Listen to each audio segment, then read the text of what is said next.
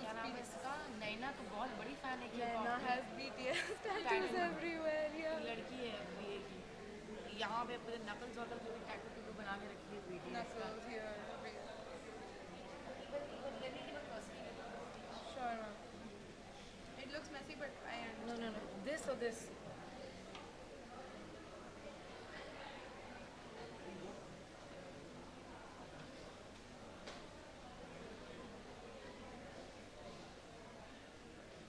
ये बोला है ना जजेस हटाने के लिए, Dignitaries only are there. I'm not say judges at all for your तो हटा इसको डिलीट कर दो, कंफ्यूज हो जाओगी स्टेज पे।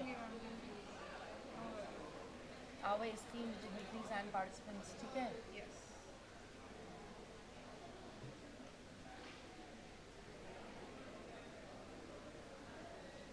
Would you like some water?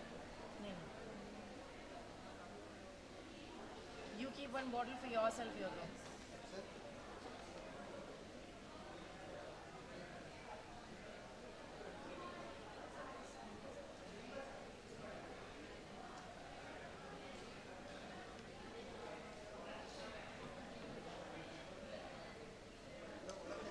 ये भट्ट जो यहाँ पे लिखा हुआ है, इनका पूरा नाम पता है ना? भट्ट नाम बोल देना। No, Justice P. Krishna Bhatt. I made Devyani write these. Is it Mr. Datuk something? Or is this like a title or something? Tatuk Sundar Raju, I think that must be his name, no? So Mr. Datuk. हाँ.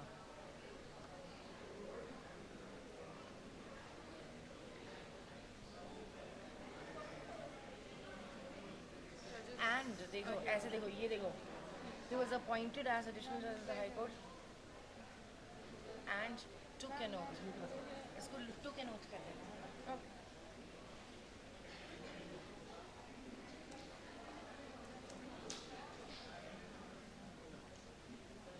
I'll begin.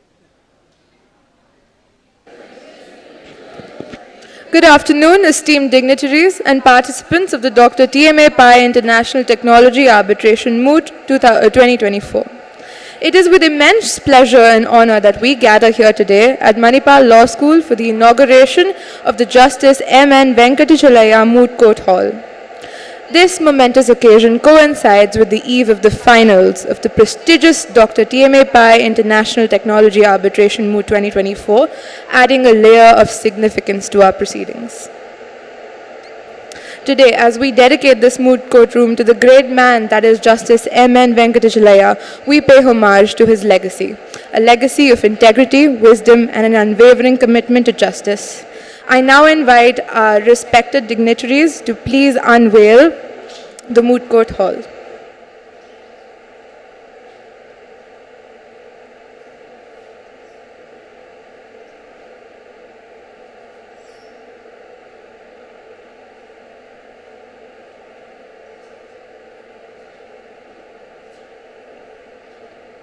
Meanwhile, allow me to briefly introduce the distinguished legal luminary after whom this moot courtroom is named, Justice M.N. Venkatachaliah. There.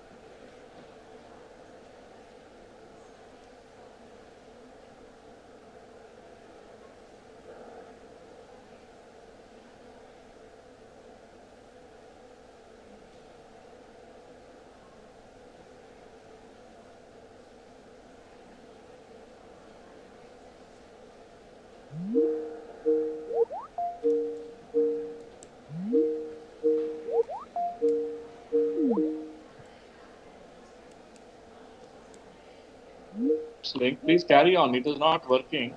Okay. Now I have joined. The both are available. Okay. Yeah. Okay. Yeah. Yeah. Please go ahead. I'm okay. I'm fine. Thanks. Bye.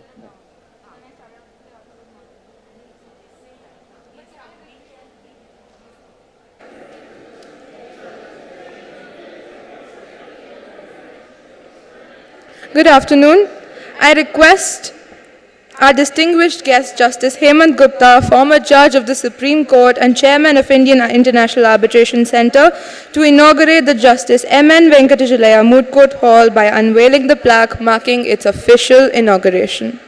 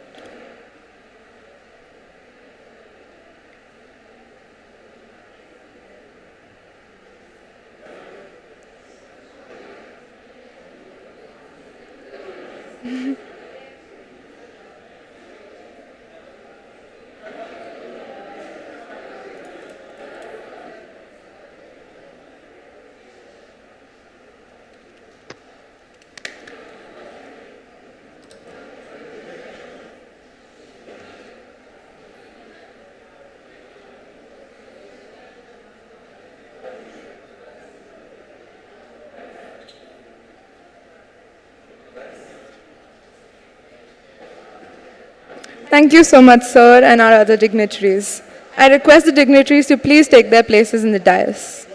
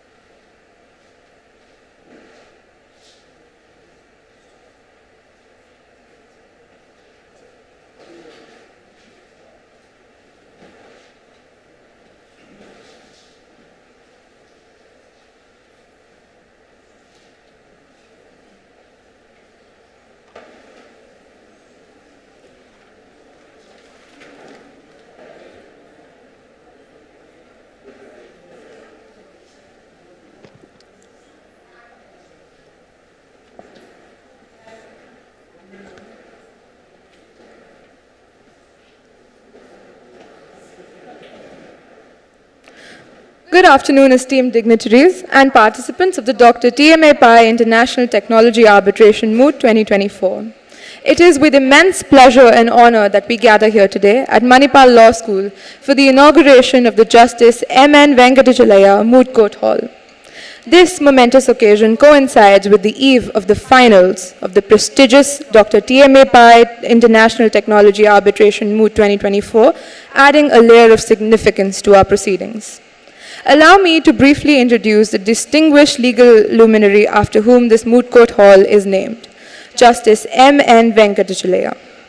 Born on October 25, 1929 in Karnataka, India, Justice M.N. Venkatachaliah stands as a titan in the realms of Indian jurisprudence.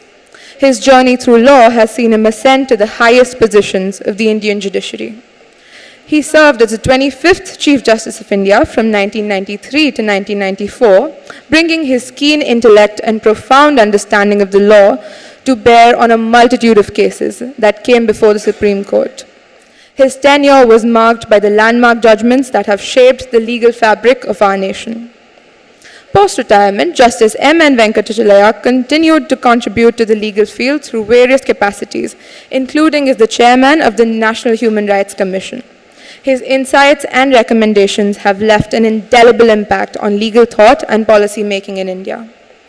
Today, as we dedicate this moot court room to the great man that is Justice M.N. Venkatachaliah, we pay homage to his legacy. a legacy of integrity, wisdom, and an unwavering commitment to justice. I now humbly request our most esteemed guest, Justice M.N. Venkatachaliah, on video to address the gathering.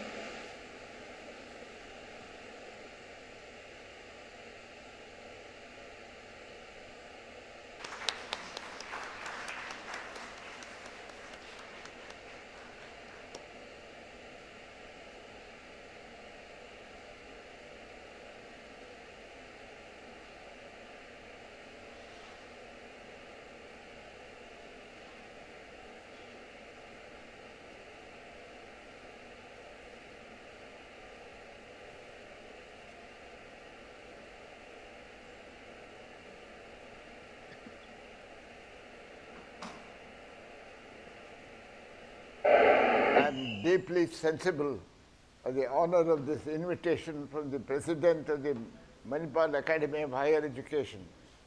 I am grateful to him for his gracious gesture of associating my name with this Moot Court initiative. To understand the roots of mooting, we must cast our gaze back to the records of history. Our journey commences with the loss of the Ethelred and Unready, dating back to the year 997, where the first reference to a moot is found. Fast forward to the late 14th century in England, and we encounter the emergence of moots as a common practice, as elucidated by Robert Pierce's Guide to the Inns of Court and Chancery. In the early 19th century, Lord Justice Atkin underscored the indispensable role of mooting as an ancient and essential component of legal training for those aspiring to be called to the bar. However, it was not until the late 19th century that reforms began to take shape, breathing new life into the educational landscape for future legal practitioners.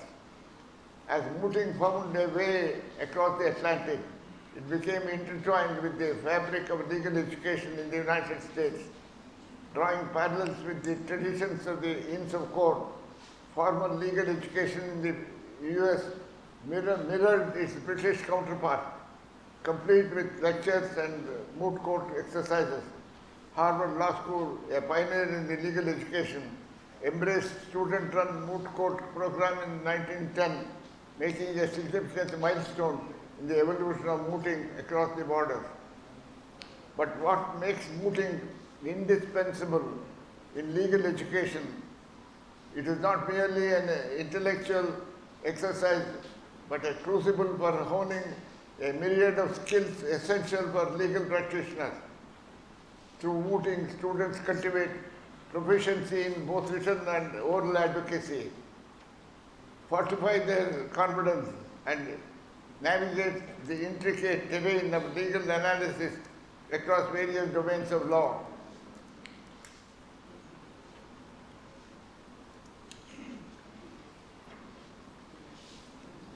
Thomas and Craddock, in their seminal work, The Art of Mooting, Theories, Principles and Practice, shed light on the unique dimensions of mooting that set it apart from other experiences in law school.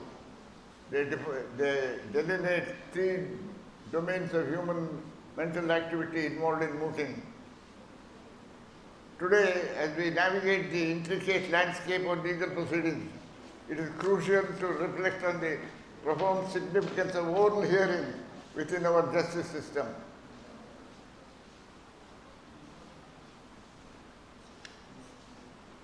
Delving into history, we unearth the roots of this tradition of oral hearing, tracking back to medieval England, where the majority of the people lacked literacy, relying instead on the spoken word.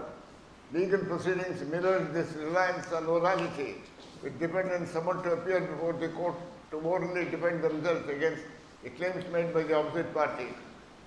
Fast forward to the present day, the oral hearing remains the cornerstone of any adversarial system. It serves not only as the culmination of legal disputes, but also as a vital mechanism for establishing precedent in our common law tradition. Importance of oral hearing can be explained as follows. 1. The purpose of hearing is to ensure the right decision is made. Effective representations are crucial as written submissions alone may not fully address the issues. Without oral hearing, there is a risk of decisions being made on assumptions, potentially neglecting individual specialized situations. Procedural fairness is essential. Respect for those affected by decisions requires their participation in the process. Respect for those affected by decisions requires their participation in the process. Oral hearings allow litigants to present their case, preventing a resentment arising out of feeling excluded and ensuring influence on the outcome. The rule of law demands accessible and consistent administration. Oral hearings often public uphold these principles by subjecting court proceedings to public scrutiny. In a democracy, this transparency is vital, especially in a system like ours, where judges shape and interpret laws through their own judgments. In our contemporary landscape, one can discern a slow shift away from the oral hearings. In our contemporary landscape, one can discern a slow shift away from oral hearings, and the same is not without reason. Factors such as time and expense have led to streamlined handling of certain legal matters through written submissions. Written submissions alone. However, we must not lose sight of the invaluable role that oral hearings play in our judicial system. One of the most important practical benefits is that oral hearings allow for far greater flexibility and dialogue between the judiciary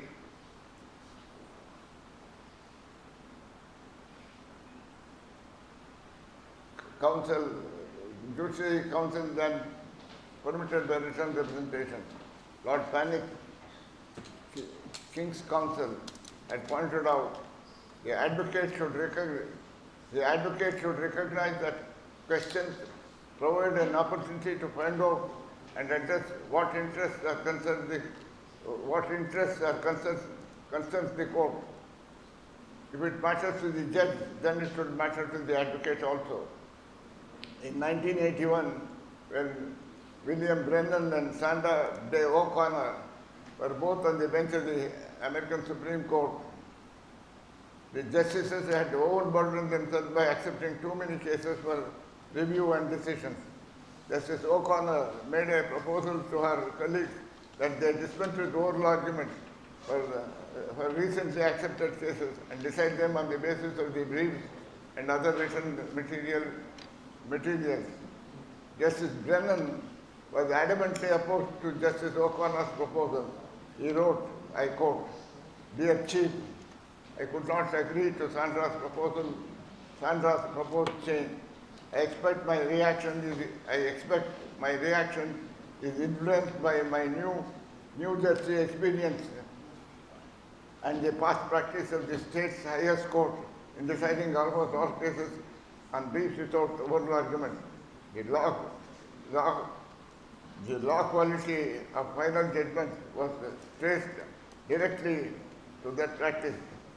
Thus, the New Jersey Supreme Court rule requires now oral arguments of every case granted review. I feel so strongly about this that I must publicly dissent if the rule is changed. The landscape of legal education is not static. With the advent of AI and digital technologies, our methods are evolving. The upheaval brought about by COVID epidemic propelled courts worldwide to embrace online hearings and electronic filing systems, fostering and hastening the integration of technology into legal sphere. AI holds immense potential to revolutionize legal advice with tools capable of predicting case outcomes and enhancing efficiency. Yet, this progress is not without its caveats. You must grapple with questions of transparency, accountability, and the inherent biases embedded within the algorithm. Furthermore, as we navigate this terrain, we must not lose sight of the essence of human decision making, the sanctity of the judicial process, creativity in legal interpretation, the pursuit of justice with transparency and legitimacy. An integration of AI in legal proceedings, particularly in the preparation of cases and submissions, presents both opportunities and challenges. Earlier this year, for example, a litigant in person presented submissions based on answers provided by ChatGPT in a civil claim heard in Manchester, England. The litigant relied on 4 cases, but on closer inspection it became clear that one case name had been completely fabricated. The other 3 cases were real, but the paragraphs cited had been made up, although at first glance they appeared genuine. This kind of hallucination is known as risk of generative AI. It occurs because bots like ChatGPT work by predicting the next word in a sentence through analysis of large patterns of data rather than by engaging in legal reasoning. They are essentially a more powerful version of the function of a mobile phone, which suggests the next word in an email or SMS. In Canada, 2 courts have responded by issuing practice directions which requires those who have made the AI in the submission to inform the court and indicate how AI was used. It is paramount to recognize that AI is a tool, not a substitute for human judgment and for human oversight. AI should complement rather than replace human responsibility.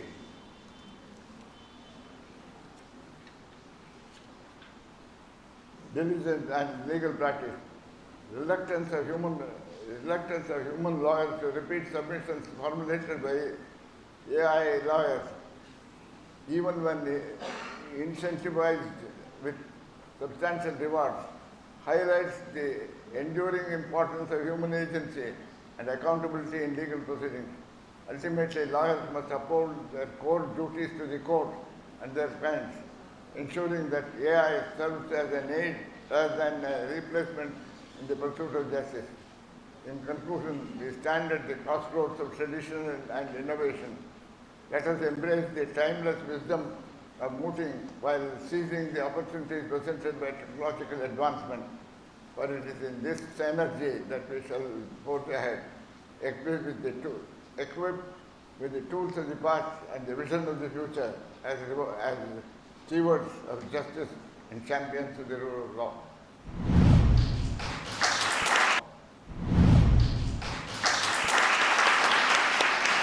I am deeply sensible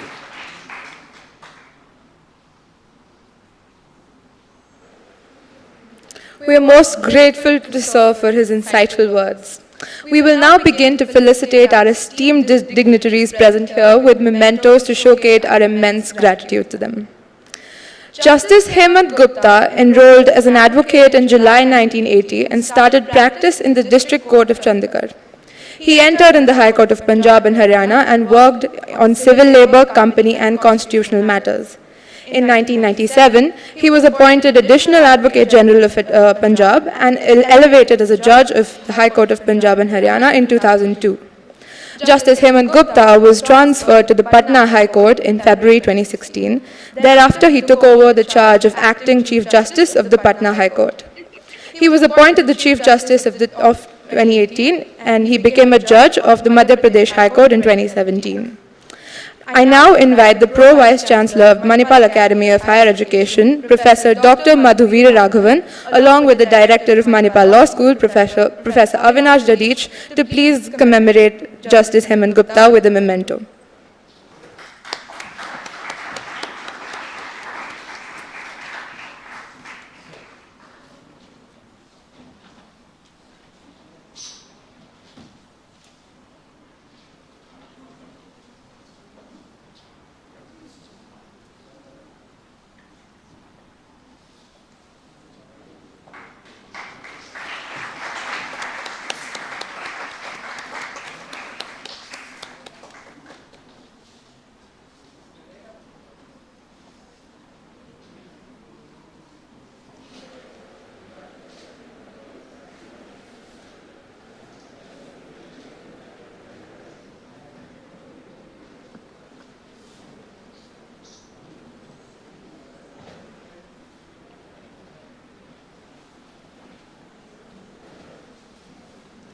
Thank you so much, sir. Justice P. Krishna Bhatt, born on 8th August 1960 in the Vittal Padnur village of the Bantwal Taluk, Dakshin Kannada district, in an agrarian family. He finished his primary education in the village and high school education in Vittal, and he studied in a POC in Sri Bhuvanavendra College in Karkala. He did his BSc from St. Aloysius College, Mangalore. He did his law education from Law School of the Banaras Hindu University, Varanasi. He initially joined the bar at district courts in Mangalore, and in July 1989, he commenced his practice at the High Court of Karnataka. In 1998, he was directly recruited as a district and sessions judge, and he served in the capacity of the principal district and sessions judge at Bidar, Tumkur, Raichur, Belgaum, and Bangalore rural districts. He was also the Registrar General of High Court of Karnataka and the Director of Karnataka Judicial Academy, Bangalore. He was appointed as an additional judge of the High Court of Karnataka and took the oath on the 25th of May 2020 and became a permanent judge on 25th of September 2021. He retired on 5th of August 2022. We're so happy to have you, sir. I now invite the Deputy Registrar of Manipal Academy of Higher Education, Dr. Raghavendra Prabhu, accompanied by the Director of Manipal Law School, Dr. Avinash Dadich, to please commemorate, sir.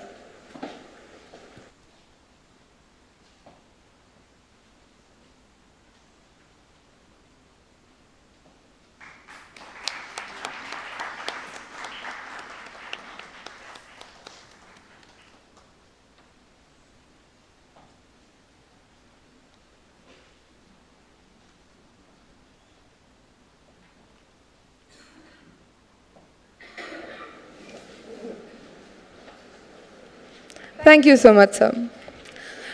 Mr. Datuk Sindhu Raju is the President of the Asian Institute of Alternate Dispute Resolution and the Certified International ADR Practitioner and Chartered Arbitrator. With over 310 appointments in international and domestic arbitrations, he has contributed extensively to this field. He has also authored several books on arbitration and also received an honorary doctorate in laws from Leeds Beckett University in 2015. I call upon Dr. Avinash Dadich, Director of Manipal Law School, to please felicitate, sir.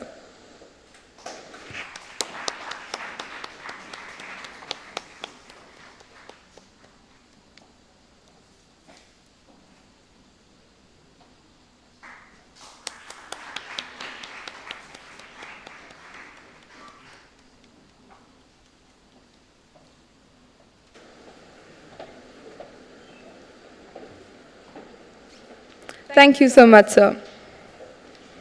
Mr. Ganesh Chandru is an expert in international and domestic arbitration, commercial litigation, and is admitted to practice law in India, England, Wales, and Singapore. He is a fellow of the Chartered Institute of Arbitrators in the UK and the Singapore Institute of Arbitrators. He is appointed as a part-time member of the India International Arbitration Centre by the Government of India. His practice involves advising and representing parties in various arbitration matters internationally and in India, as well as litigation matters in Indian courts, covering areas such as oil and gas, infrastructure, projects and construction, among others. Mr. Ganesh Chandru also served as a counsel and assistant registrar of the Singapore International Arbitration Centre. I call upon Dr. Apurvi Srivastava as well as Dr. Avinash Dadich to please felicitate, sir.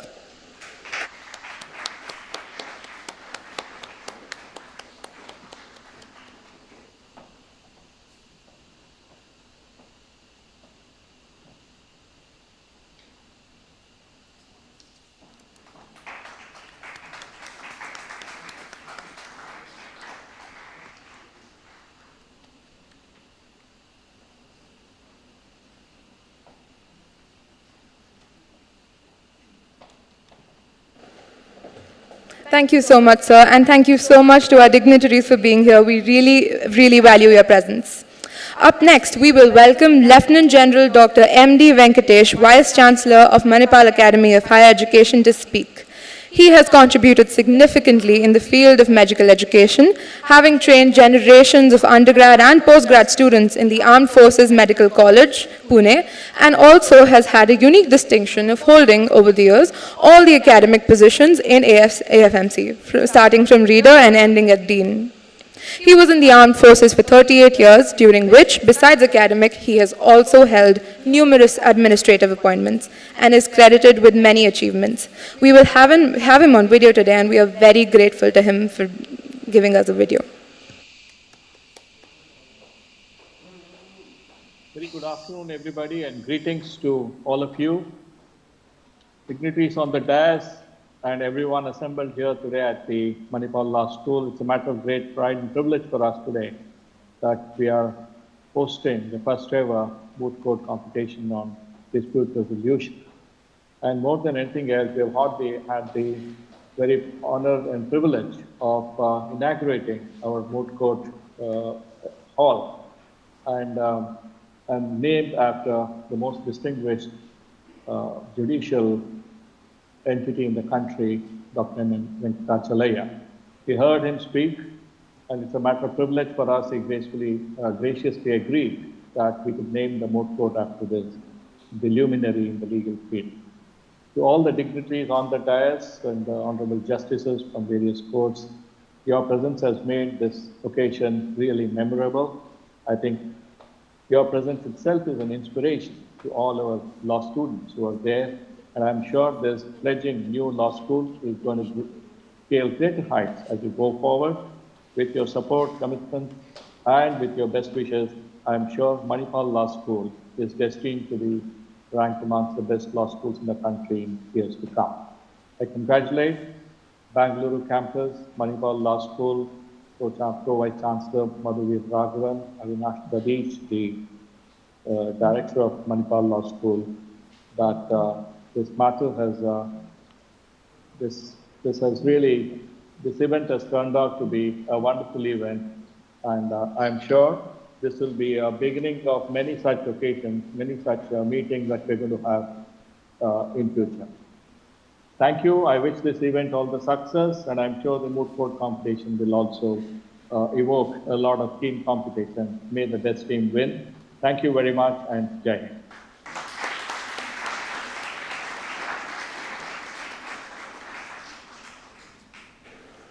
Thank you so much, sir. It is now with immense pleasure and privilege that we welcome Professor Dr. Madhu Raghavan, the esteemed Pro-Vice Chancellor of Manipal Academy of Higher Education, up on the stage.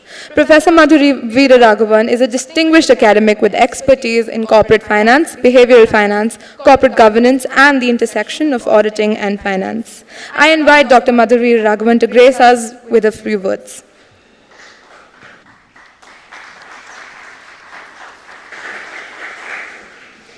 So, good afternoon, everyone.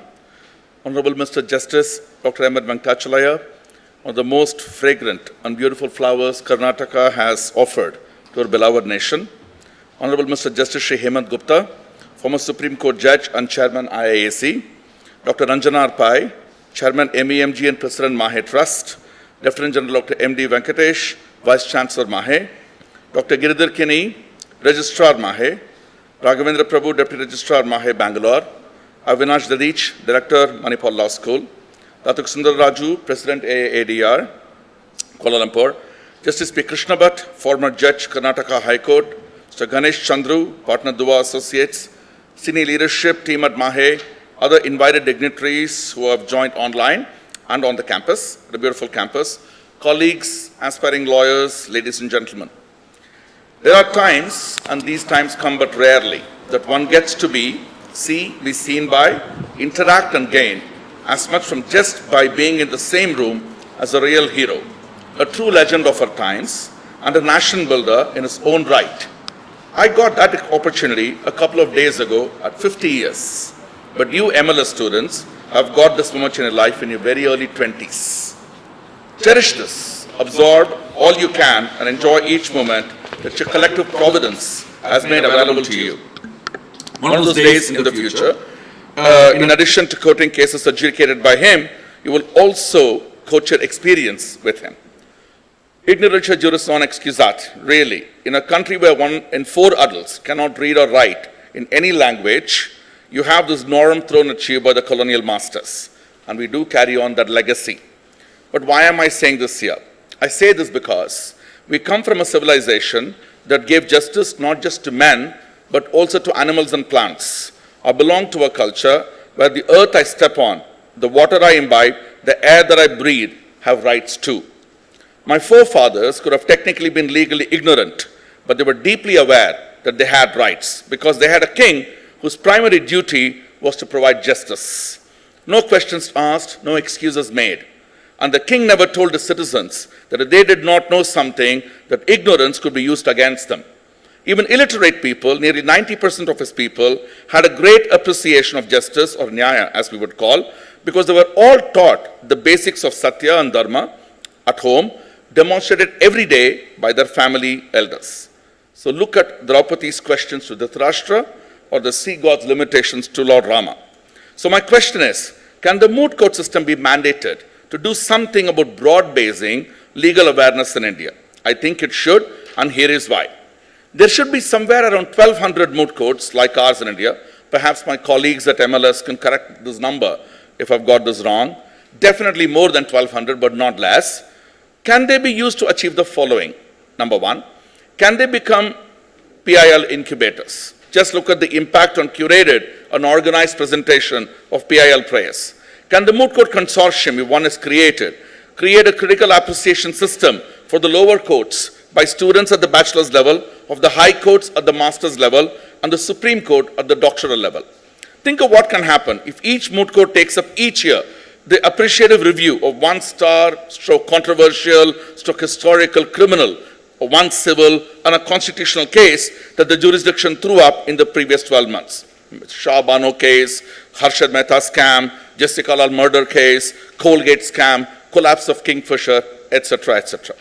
Just imagine what citizenry pressure will be on the legislature, executive and judiciary to walk the straight and narrow. All heaven will break loose if the consortium actually gets to compile these reviews and make it mandatory reading for the 3 wings of the government. And the impact on pendency, by the way. Let me take an analogy. About a quarter of the load of the healthcare system is dealt with by medical students. Comparatively, our law students are being treated with kid gloves. Can the moot court consortium play a role in reducing first and then eliminating the entire pendency of our courts?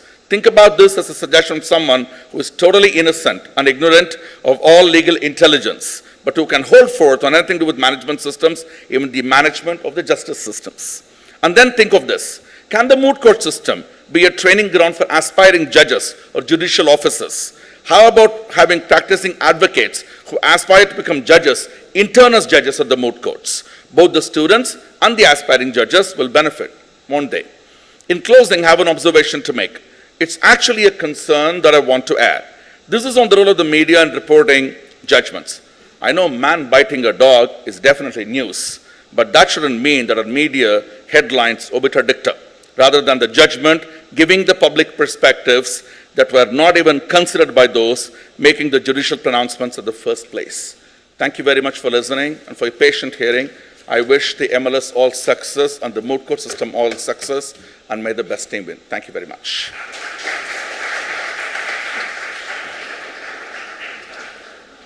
Thank you so much, sir. It is now my distinct honor and privilege to welcome Professor Dr. Avinash Dadich, Director of Manipal Law School, up on the stage. Sir has led our law school with insights towards progress and technology. Dr. Dadich's strong leadership has enabled Manipal Law School to host an international arbitration moot in its 2nd year of operation. We are deeply grateful to Dr. Dadich for his continuous guidance and inspiration. Please, sir.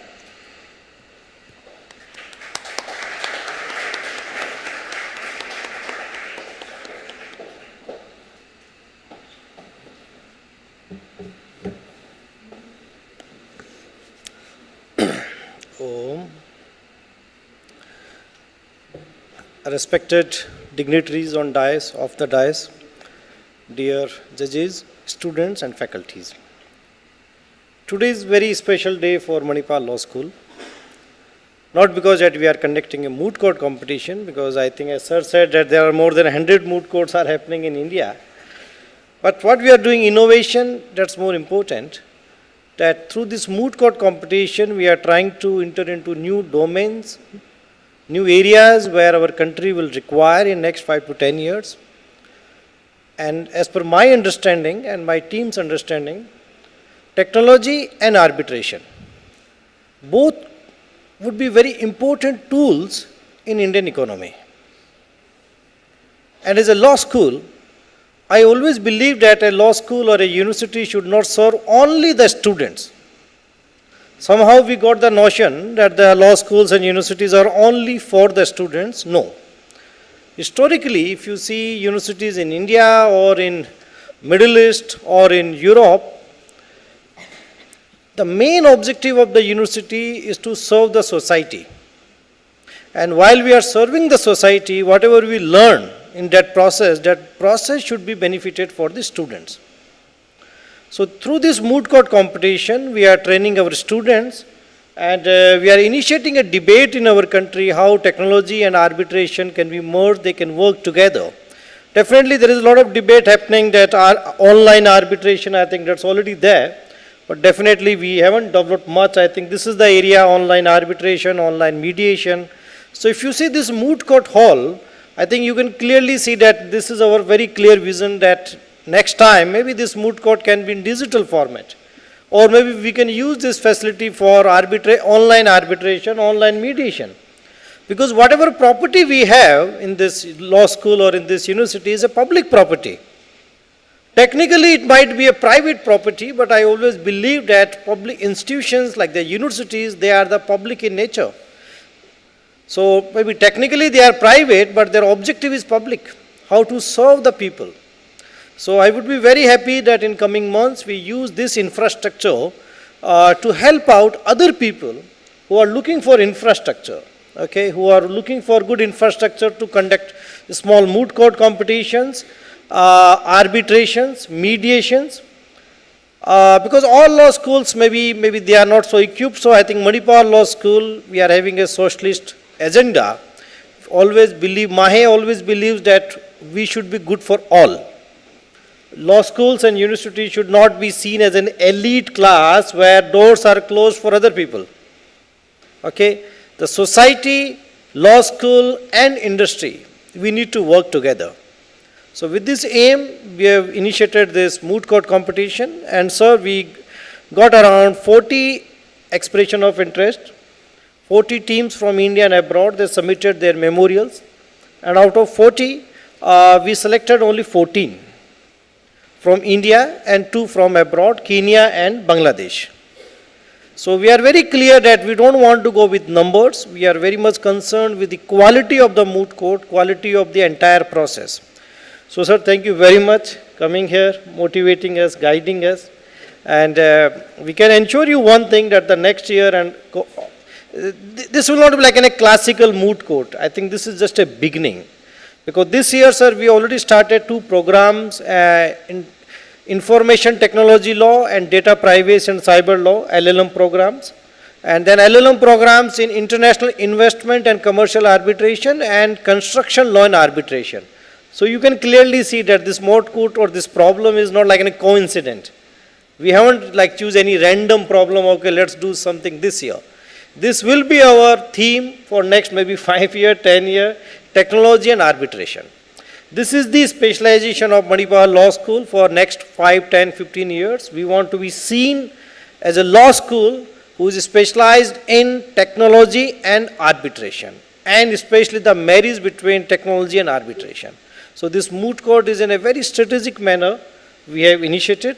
We are learning, our students, faculties, as my student said, it's our 2nd year. So we have less experience. We are all evolving. So if any mistake, I am calling to my judges and our dignitaries and our students. On behalf of Manipal Law School as a director, I own all the responsibilities. If you face any problem during this process, please share your feedback. Next year we will make it better. And thank you for my team, Apurvi, Harkiran, Surbi and other faculties, and my dear students for organizing such an amazing event. Thank you very much.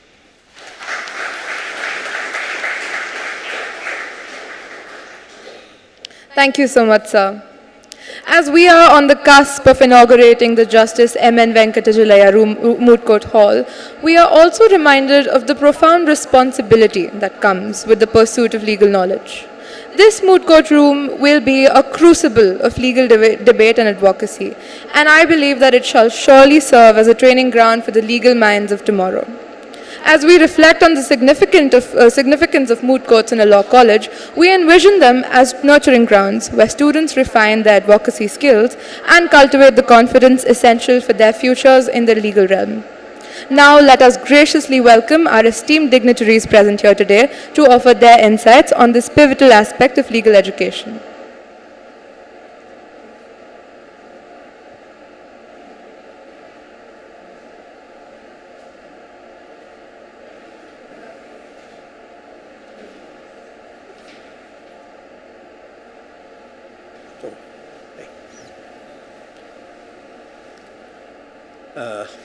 Good afternoon, Professor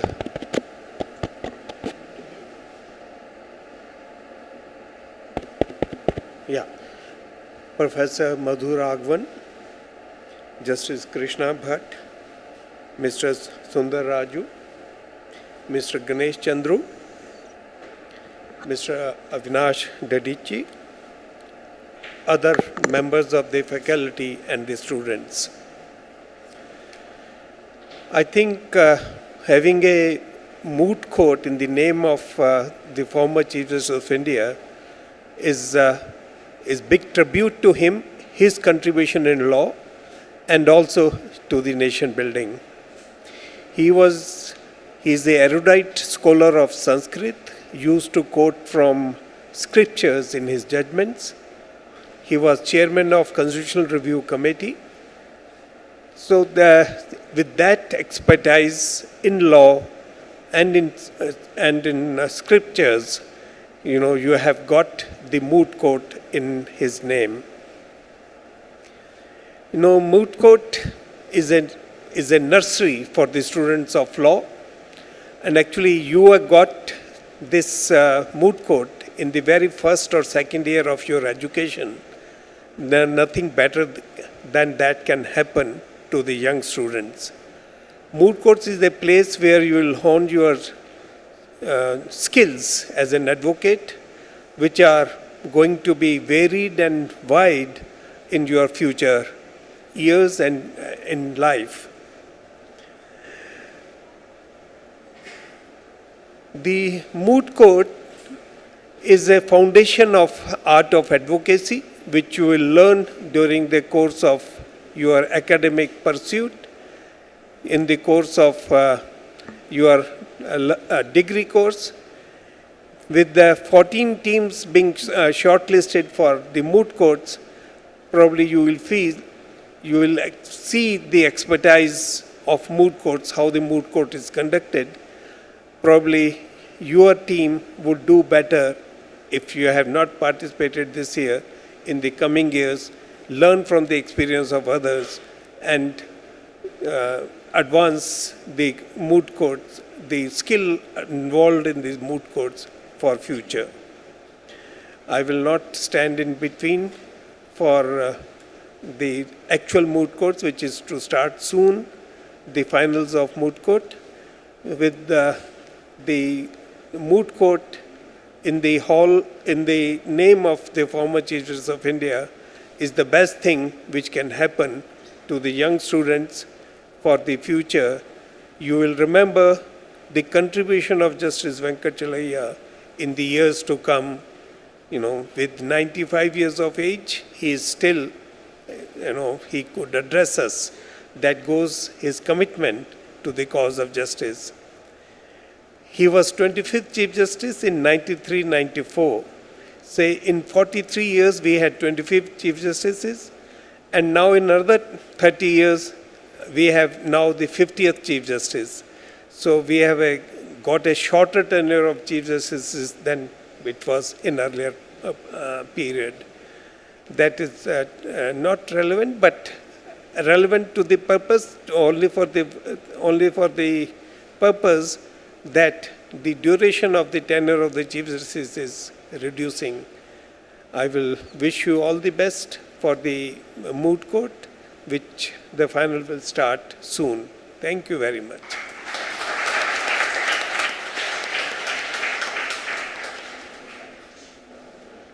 Thank you, sir. That was profound. You spoke of how a moot court is a nursery, a foundation of the art of advocacy, and I don't believe anyone in this room could agree more. Now, some of the judges of the semi-final rounds that happened earlier today are here. They have graciously dedicated their time and expertise to this event, so we would like to felicitate them. I now call upon Justice P. Krishna Bhatt to please felicitate Mr. Anirudh R.S., who has worked tirelessly today.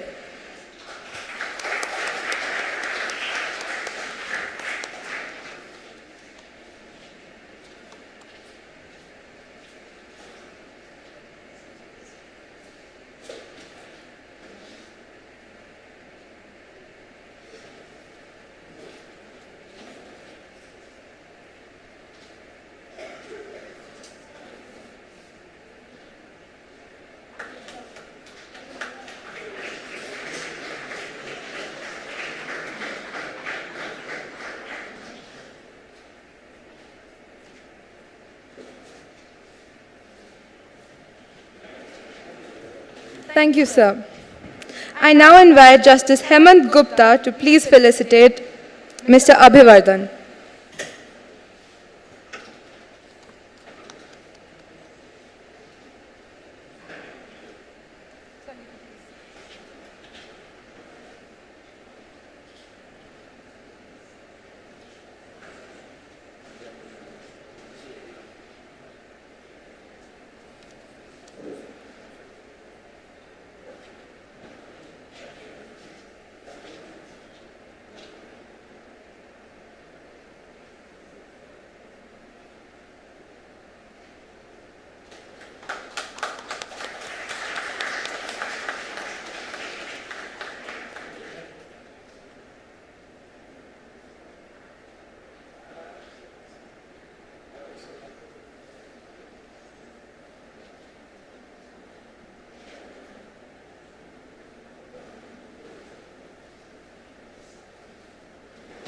Thank you so much, sir.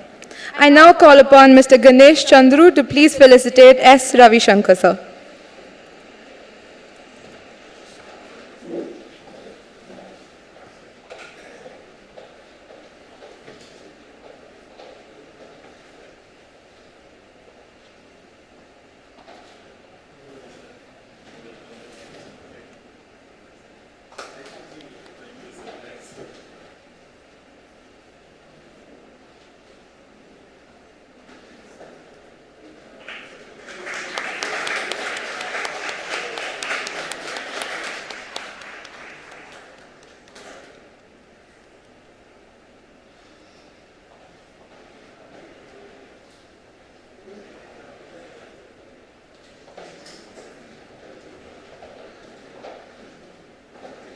Thank you so much, sir.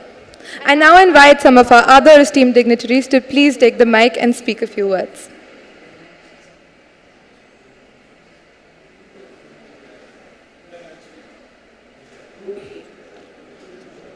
Thank you so much, Pro-Chancellor Maha Veeraraghavan, Justice Herman Gupta, Justice Krishna Bhatt, Mr. Ganesh Chandru, esteemed dignitaries, colleagues, friends. It is a great pleasure to be in Bengaluru. I haven't come here since the 1990s, and the place has changed. And it has changed for the better. It is something that I've seen in India coming for the last, 15 years. Watching this transformation that is happening in India. In fact, I have said in many an occasion that this is actually the Asian century, more importantly, is the Indian century. So I think, being here today is a singular honor for me. As a person who is very interested in education and also very interested in the subject matter, I come here humbly to actually watch the best of the best. And one thing I must say, I've been judging in a lot of moots. In fact, every year I used to go to Vienna moots, and I normally will get, let's say, a quarterfinals. The best I've got is a semi-finals. And the teams that always actually astound me, that in the quarterfinals and the semi-finals, there is always an Indian team. So sometimes, in fact, the last time I remember the quarterfinals, 2 were both Indian teams. So it is a congratulations to all of you all, because this is what actually makes the difference. So I know of the high standards that Indian universities are doing, and particularly I also see a lot of pioneering work that is going on. One of the great ability of India is to produce fantastic human resource for the rest of the world. So thank you so much for inviting me again.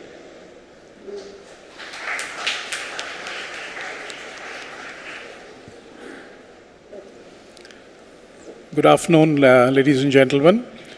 Honorable Justice Hemant Gupta, our chairperson of the India International Arbitration Center. If you've not heard of this center, it is a newly launched arbitration center by an act of parliament.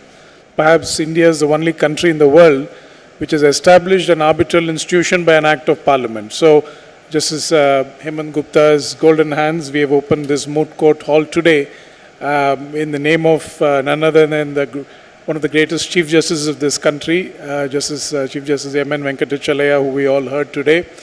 In fact, when Professor Madhu Veeraraghavan was speaking about several moot courts in this country today, it takes me back to my own law college days. I'm an alumni of the Madras Law College. I did a 5-year course. And when I was in there were only 4 moot courts at that time. It was the Jessup national selection. If you win that, you would go to the US to represent the country. So it was held in Pondicherry. It was started by Professor Madhav Menon when he was in Pondicherry Law College. Then he moved and started the National Law School in Bangalore.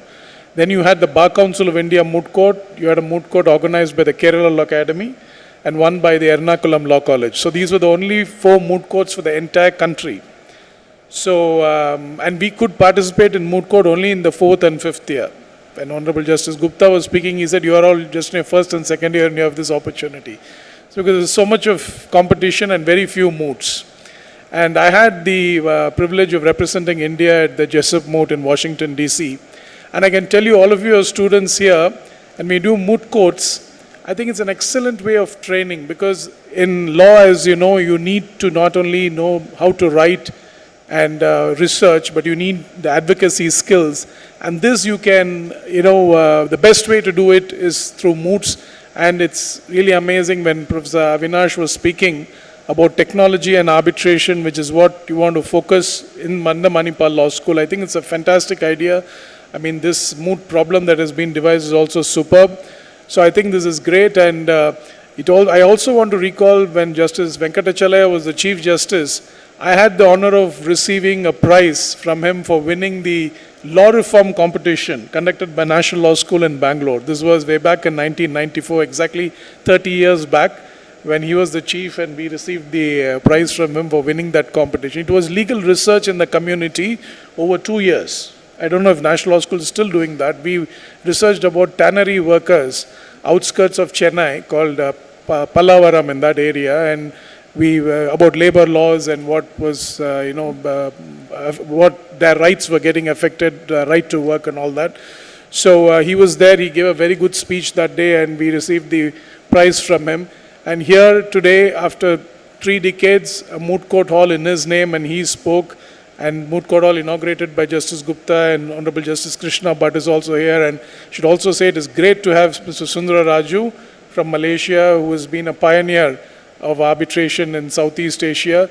So we are all happy. Mr. Ravi Shankar, other lawyers from Delhi are here as well. Thanks to the faculty coordinators, Apurvi, and of course Professor Venkat, who kind of introduced me to this law school. Of course, Professor Avinash, I've been in touch for many years now.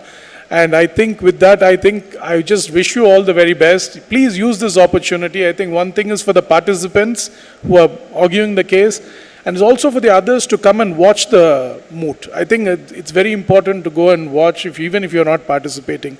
And I think you're participating itself, everybody is a winner today. So with that, I really wish you all the very best, and thank you so much for this great opportunity.